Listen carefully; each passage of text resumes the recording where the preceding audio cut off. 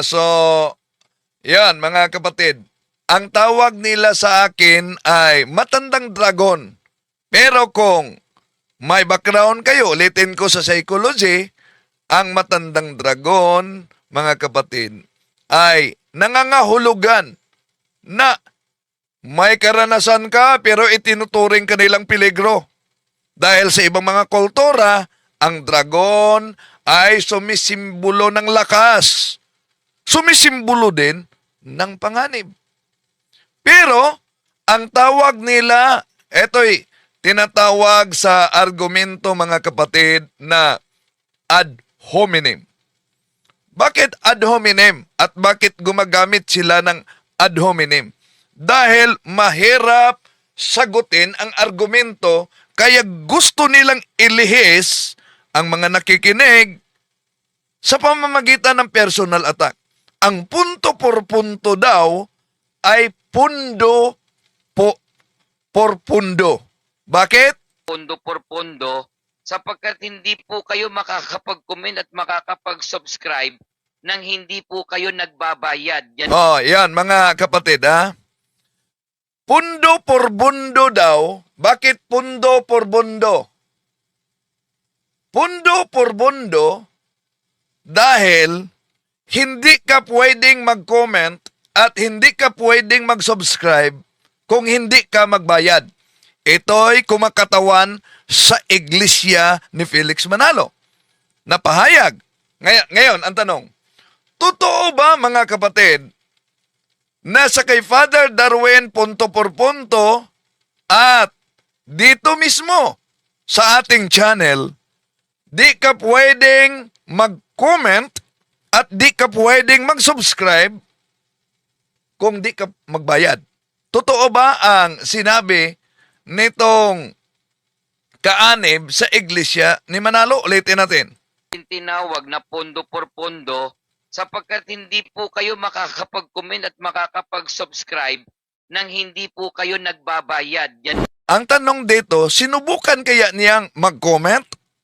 Sinubukan kaya niyang mag-subscribe? By the way, bago tayo magpatuloy, sa mga nagkomento diyan, walang bayad po, free. Ilagay ninyo kung saan kayo ngayon nagsubaybay at nakabase para malaman natin kung saan nakaabot ang videong ito. Imagine,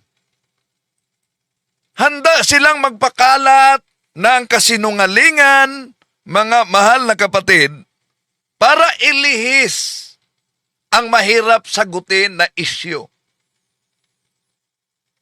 Ang punto por punto, ginawa nilang pundo for pundo. Dahil di ka raw makapag-comment at mag-subscribe pag walang bayad. Tama ba? Totoo ba? Comment kayo mga kapatid. At makakapag-subscribe nang hindi po kayo nagbabayad.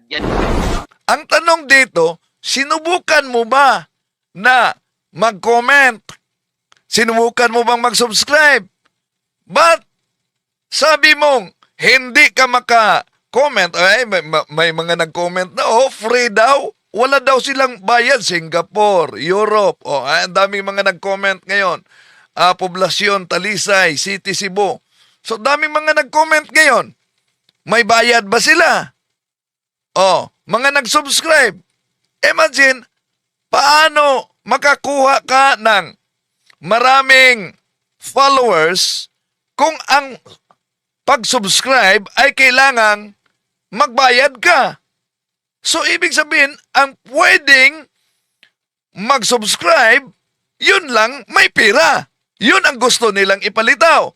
Pero, di ba sila natakot na batay sa pahayag na yan, ikinakalat nila ang kasinungalingan.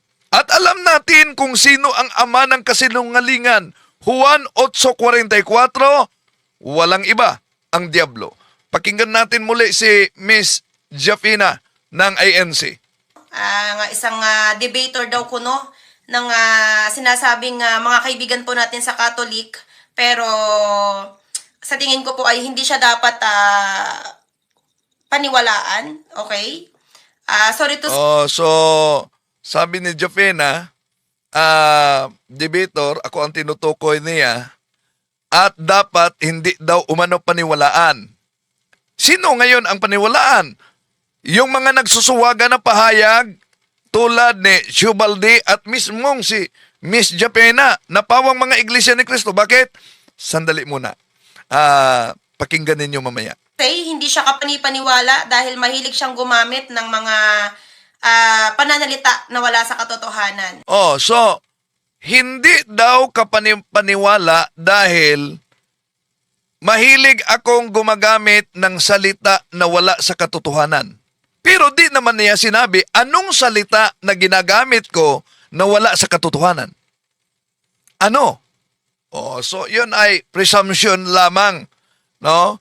Dahil di nila masagot yung rebuttal natin, nagibang-giba talaga ang argumento nila para tutulan at para kontrahin ang likas na kalagayan ng ating Panginoon Jesucristo na siya ay tunay na Diyos at tunay na tao. Tuloy natin. Ito lang po. Disclaimer po. Ito lang po. Si Oh, disclaimer lang po. Ito lang po. No, yon. Ako talaga yung pinapakita niya. Mr. Tampered lang po ang aking Oh, si Mr. Tampered ang tawag nila sa akin, mga kapatid. Pero, sa palagi nilang paggamit ng Mr. Tampered, di nila nakita na sila mismo ang natampered sa siktang tatag lamang ng tao. Di ba? Okay, tuloy natin. content, hindi po kasama ang buong Catholic. Kasi nagpapakilala po siya na defender ng Catholic, pero mas nililigaw mo po ang puso't damdamin ng ating mga kaibigan sa Iglesia Katolika.